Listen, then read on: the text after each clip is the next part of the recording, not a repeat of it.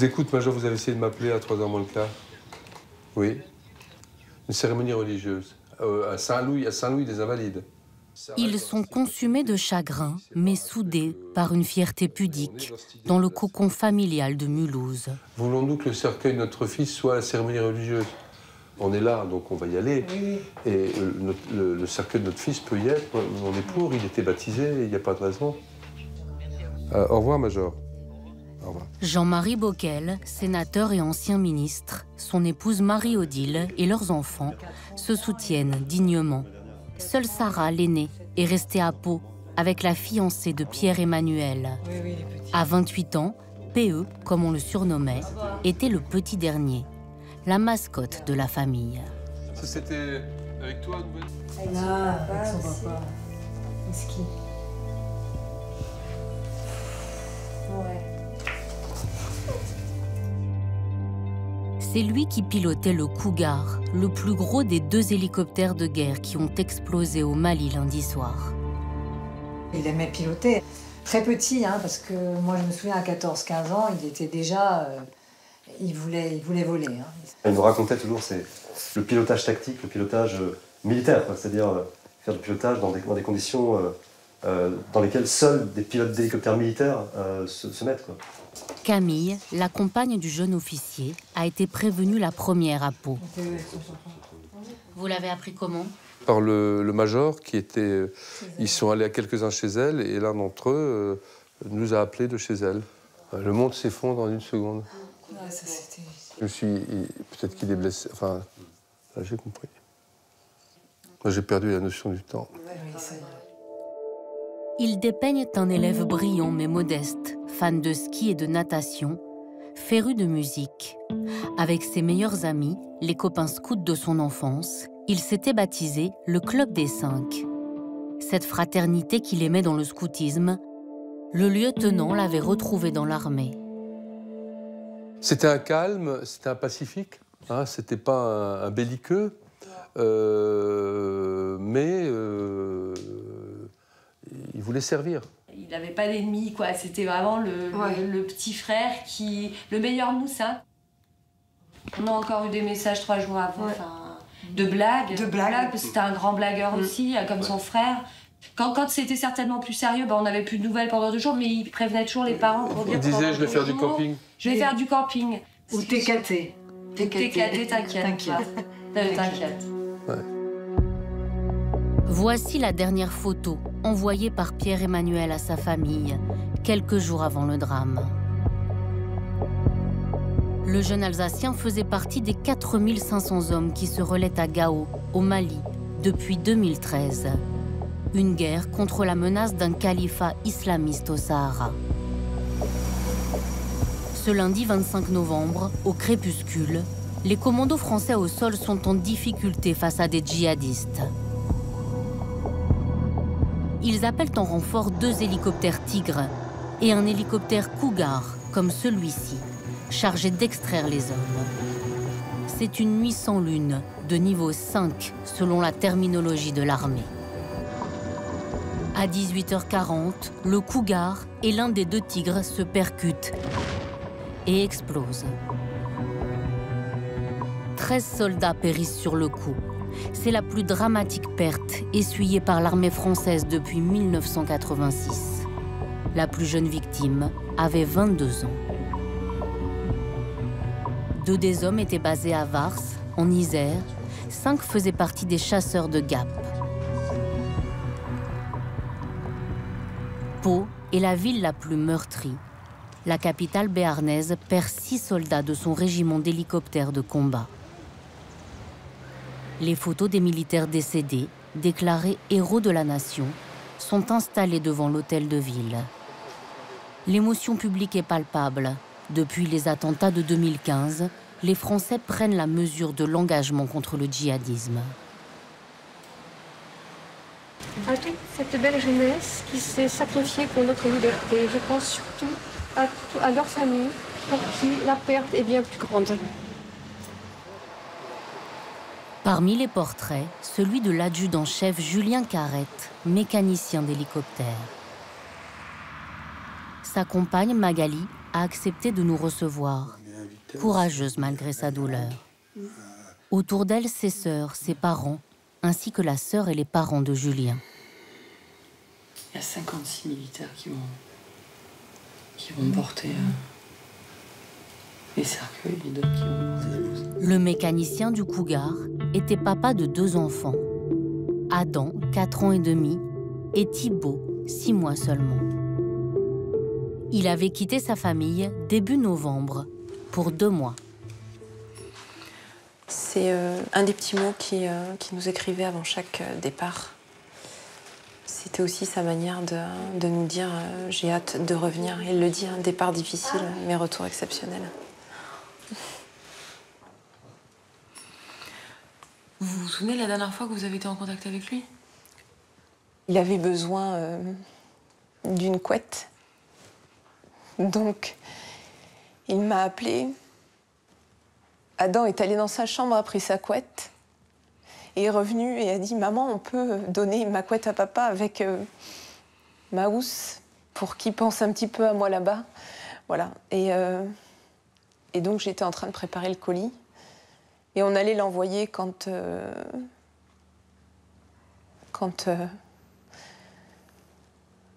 en un claquement de doigts, tout bascule. Mardi, à 7 h du matin, 3 militaires sonnent au portail. Magali annonce la nouvelle à son fils aîné quelques heures plus tard, à la sortie de l'école. Il essayait de trouver par tous les moyens une possibilité de pouvoir, comme il m'a dit, faire revivre son père. Donc, et si une fée vient, et si... je lui ai dit que c'était pas possible. Et quand je lui ai dit que lui était une partie de son père, et que quoi qu'il arrive, son père était aussi dans son cœur, dans sa tête, là il m'a répondu mais je veux pas l'avoir pour de faux, je veux lui dire pour de vrai, le toucher, lui faire des bisous. Et il m'a dit maman, je suis en colère. Il m'avait promis qu'il reviendrait.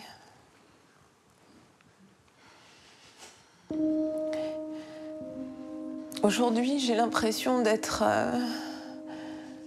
face à une dune de sable, de porter mes enfants à bout de bras et de gravir cette dune. Et à chaque pas, je glisse, je m'enfonce, mais je continue. Parce que ce qui est sûr, c'est que une partie de moi est partie avec lui. Et l'autre partie se bat pour mes enfants. Magali décrit un homme joyeux, amateur de voyage, qui adorait les festivals de rock.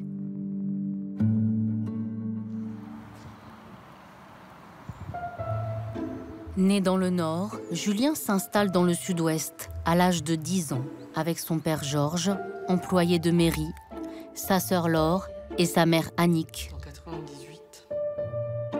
Enfant, Julien aime les promenades, la cueillette des champignons, la pêche, mais surtout les hélicoptères. À 18 ans, il s'engage. Je veux faire militaire. Tu es sérieux? Il n'y a pas de militaire dans la famille, Julien. T'as été chercher ça où?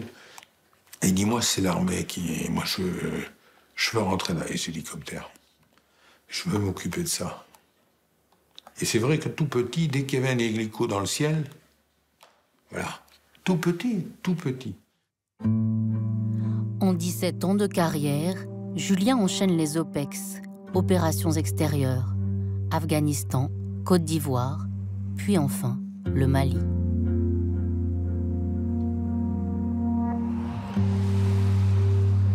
C'est aussi dans le Sud-Ouest qu'a grandi l'un de ses frères d'armes.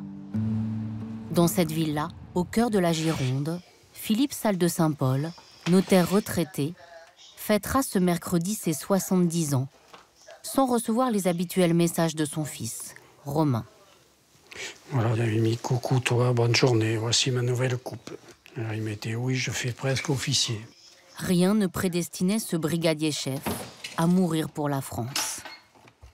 Avec Christiane, son épouse aujourd'hui décédée, le notaire se rend il y a 30 ans en Colombie pour adopter 2 orphelins, Romain et sa sœur Mélina, alors âgés de 5 et 4 ans. Eux, ils avaient vu nos photos, mais nous, on ne les avait pas vus.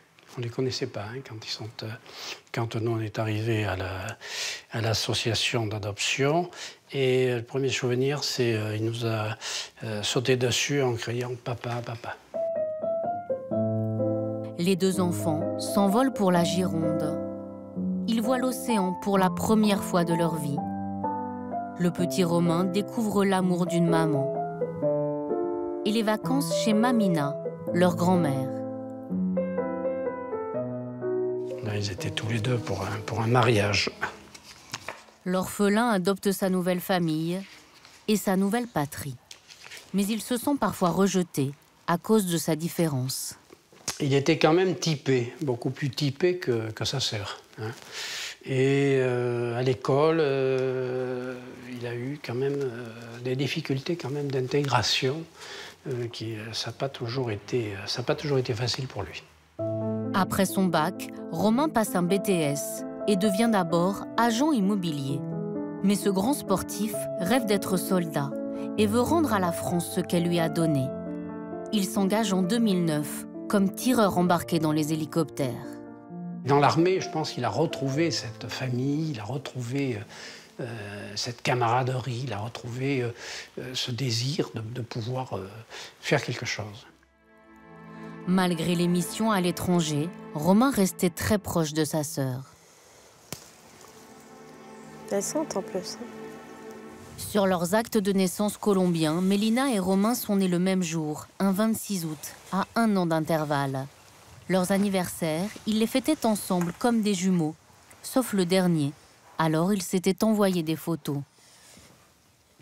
Elle est un peu floue, mais il était content. Je lui avais trouvé un joli sweat qui lui allait. Voilà, avec sa petite Sophia qui est son portrait craché. C'est lui en fille. Romain laisse derrière lui une épouse et 2 orphelines de 3 et 7 ans. Elles savent qu'il est parti, mais peut-être qu'elles pensent qu'il va revenir. Forcément, on espère toujours, même moi. J'espère qu'il reviendrait. Depuis l'annonce de cette nouvelle, comment vous faites? On pleure. Ouais.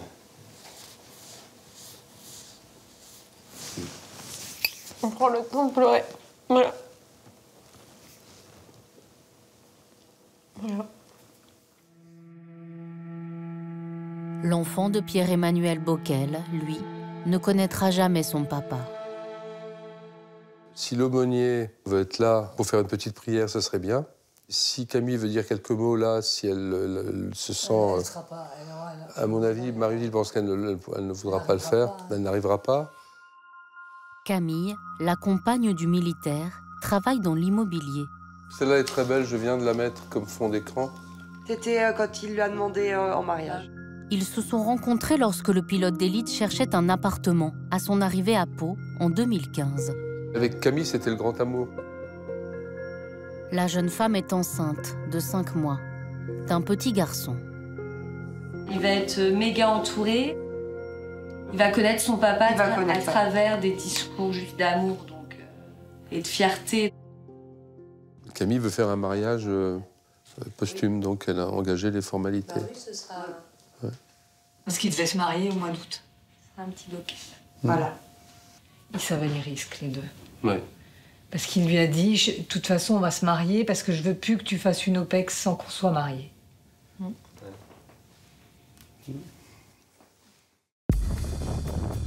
Après l'émotion, surgissent les questions. L'opération Barkhane coûte 700 millions d'euros par an. 7 ans de guerre et une situation de plus en plus dégradée. Grâce à des armes récupérées en Libye, les djihadistes gagnent des positions dans la brousse. Aux côtés d'armées africaines incapables de prendre le relais, la France semble seule et coincée. Si elle part, l'immense désert du Sahel risque d'être bientôt soumise à la charia. Si elle reste, elle expose ses soldats. Pierre-Emmanuel Bockel en était à sa 4e mission au Mali. Cette fois, il était parti pour 4 mois. Il y a quelque chose qui le touchait. Par exemple, lors de sa précédente ou avant-dernière OPEX, je ne sais plus, il avait été le pilote de l'hélicoptère qui avait transporté le médecin, non pas celui qui est décédé, hein, mais celui qui, pris dans une embuscade, avait été très grièvement blessé. Il a d'ailleurs, je crois, perdu les yeux. Donc ça, c'est des choses qui l'ont marqué. On disait quand même que c'était un peu un bourbier. Oui, que c'était... Oui. Parce qu'on ne savait pas qui était qui. Les gens dont on ne sait pas s'ils sont djihadistes ou pas, les ambiguïtés, le sentiment qu'on est content que vous soyez là, mais quand vous partirez, qu'est-ce qui se passera, enfin, ouais. Georges Carrette, le père de Julien, le mécanicien, se souvient, lui, que les incidents étaient fréquents. Ils ont déjà eu des accros, hein. Ils se sont crachés dans le désert, mais bon, c'est bon, c'est minime. Ils ont su récupérer la machine, ils l'ont rentrée, eux, ils sont en sécurité. Sur ce départ-là, je me suis retrouvé seul avec lui dehors. Et je lui dis, Julien, arrête ça, ne pars pas. Je peux pas, papa.